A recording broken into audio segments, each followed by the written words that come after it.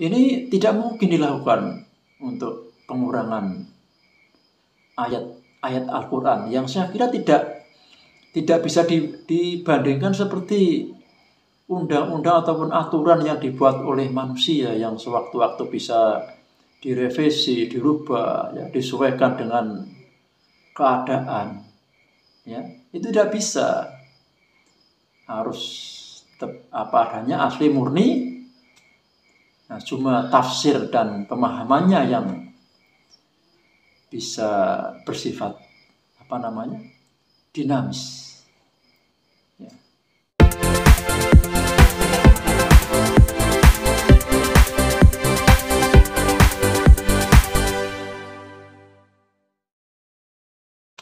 Assalamualaikum warahmatullahi wabarakatuh. Salam ATP, tetap semangat berbagi manfaat. Sahabat-sahabat semuanya, hari-hari ini dunia maya kembali dibuat heboh ya oleh seseorang yang mengusulkan untuk dihapuskannya 300 ayat dari Al-Quran ya. Nah, beliau mengusulkan kepada Menteri Agama untuk menghapus ya, men-skip 300 ayat dari Al-Quran karena menurut dia itulah yang menjadi penyebab timbulnya paham radikalisme di Indonesia. Nah, sekarang sebelum saya membahas lebih jauh, ya, mari kita lihat dulu cuplikan di antara yang disampaikan oleh orang tersebut. 300 ayat yang saya anggap menjadi sumber malapetaka dunia, karena ayat-ayat itu yang mau dihapus itu tentang boleh mematikan orang ataupun membuat orang lain nyawanya hilang karena beda agama. Itu yang pertama. Kemudian boleh ngata-ngatain orang semaunya dengan bilang dia ya kufar kafir lah. Nah, ini ayat yang kedua. Jadi garis besarnya begitu. Jadi saya belum akan membacakan ataupun akan menyiarkan 300 ayat itu. Berarti akan ada 300 kali pertemuan saya dengan saudara-saudara, terutama pendengar channel Saifuddin Ibrahim ini. Kesempatan ini saya akan sampaikan dan permintaan saya kepada Pak Menteri Yakut Holil Kaumas agar bagaimana beliau segera menjawab tantangan saya ataupun merespon permintaan saya untuk 300 ayat itu. Beliau harus memintanya atau saya kirim kepada Kemenag untuk menyebut satu persatu ayat yang saya maksud itu. Dan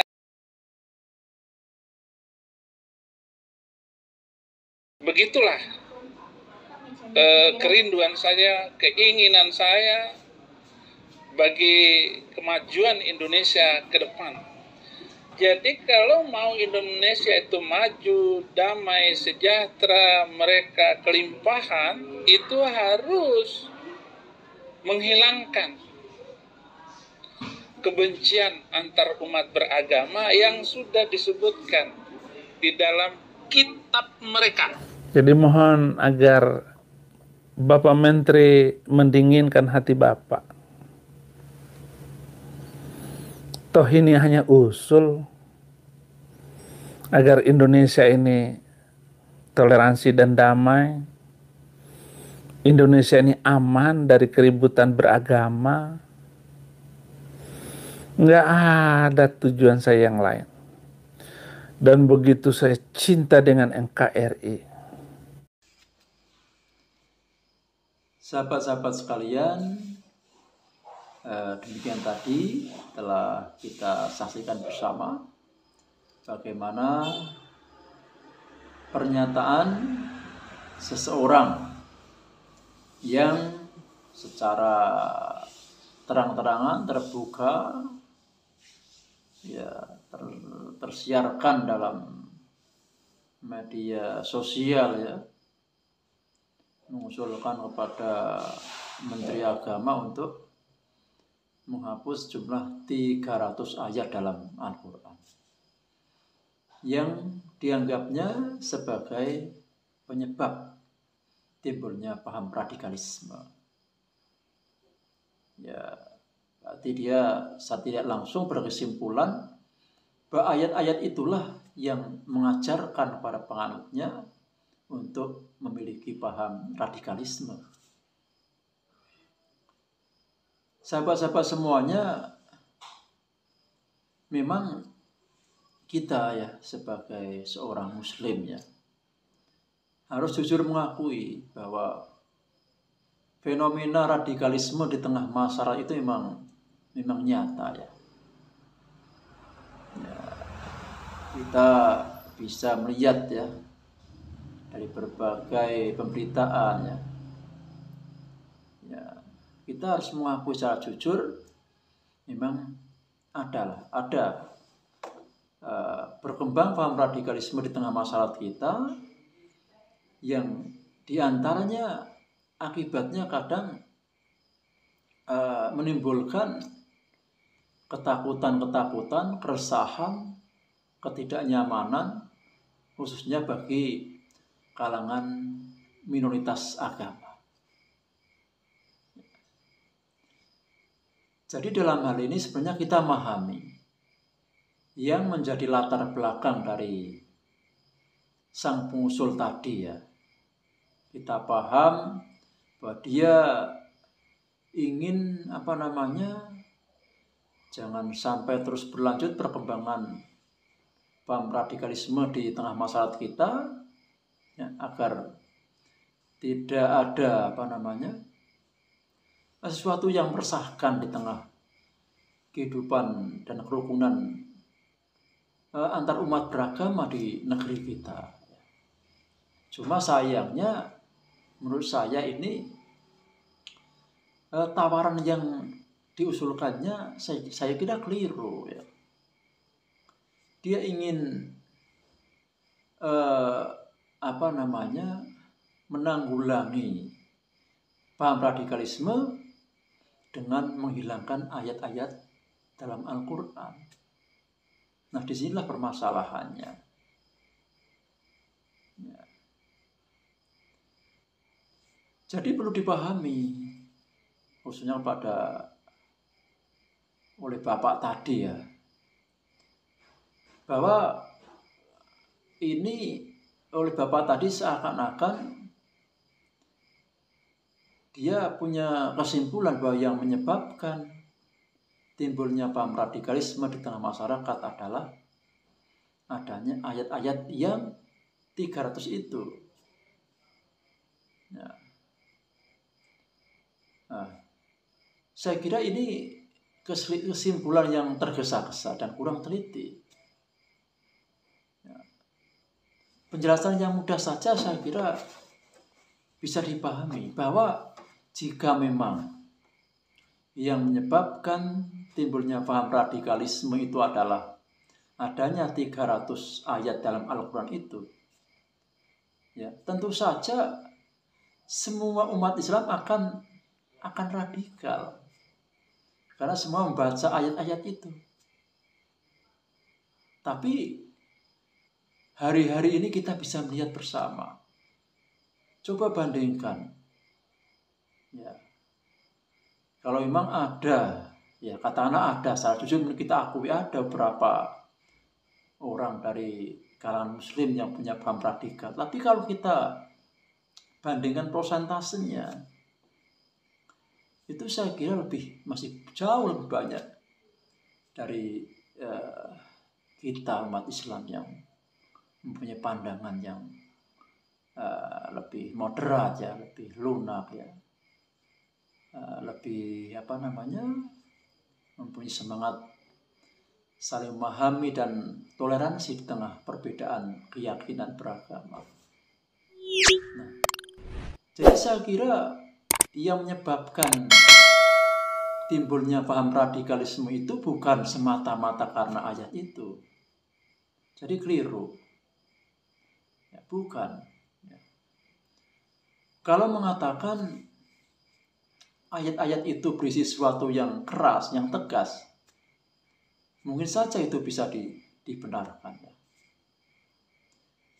Kenapa? Karena Al-Quran adalah sesuatu yang yang sempurna ya, yang punya banyak dimensi.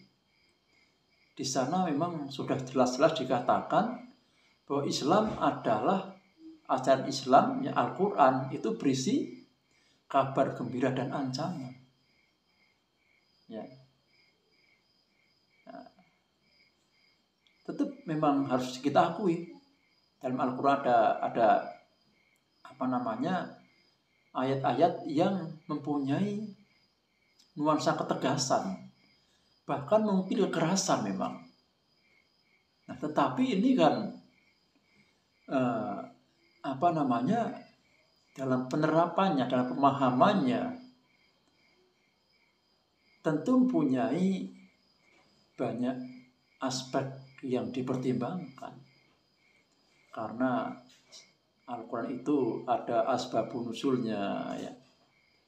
Ada istilahnya latar belakang, misalnya latar belakang kenapa ada ayat yang tegas semacam itu ya. Konteksnya kemana, arahnya kemana, jadi tidak bisa digebiah-uyah ya. Ya ini memang bagi orang-orang yang punya paham radikalis ini memang kadang kurang terperhatikan. Mereka hanya memahami Al-Quran secara tekstual saja, apa yang tertulis saja, tanpa mau lebih mendalami apa sebenarnya yang menjadi kandungannya, apa yang dikehendaki dari isi dalam ayat-ayat tersebut. Mohon dipahami bahwa logikanya tadi kan bahwa ketika itu memang 300 ayat itu yang menjadi sumber dari timbulnya paham radikalisme, tentu umat Islam semuanya akan radikal. Kenyataan tidak kan? Jauh masih lebih banyak yang tidak radikal. Nah, inilah sebagai bukti nyata bahwa timbulnya radikalisme bukan disebabkan oleh adanya 300 ayat yang diusulkan untuk dihapus oleh Bapak tadi. Itu yang pertama. Yang kedua, saya kira mengusulkan untuk menghapus ayat ya, bagian dari sebuah kitab suci. Ini saya kira kan sesuatu yang aneh lah. Tidaknya menurut hemat kami dalam ajaran agama Islam yang menganggap bahwa Al-Quran itu adalah sesuatu yang datang dari Allah yang harus disampaikan apa adanya. Tidak perlu ditambah dan tidak perlu dikurangi. Ya.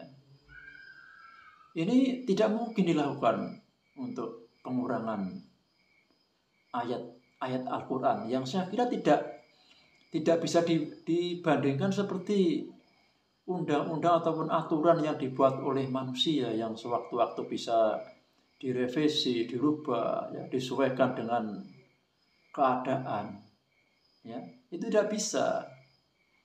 Harus apa adanya, asli murni. Nah, cuma tafsir dan pemahamannya yang bisa bersifat dinamis. Ya. Maka dengan ini, dengan segala hormat, kita mohon kepada Bapak pengusul dihapuskannya 300 ayat dalam Al-Quran itu untuk bisa introspeksi diri ya, menarik pernyataannya. Karena jelas itu pernyataan menurut saya maaf tidak logis dan tidak akan mungkin terpenuhi. Ya. Kita sepakat, semua kita satu semangat. Bagaimana kita bersama-sama mengawal bangsa ini yang dengan berbagai perbedaan ini agar tetap kondusif, damai, aman, sejahtera, tanpa ada pihak-pihak yang tersakiti, terancam, ya, terteror ya oleh pihak yang lainnya. Kita sepakat untuk bersama-sama menanggulangi berkembangnya paham radikalisme. Tetapi caranya juga harus yang benar.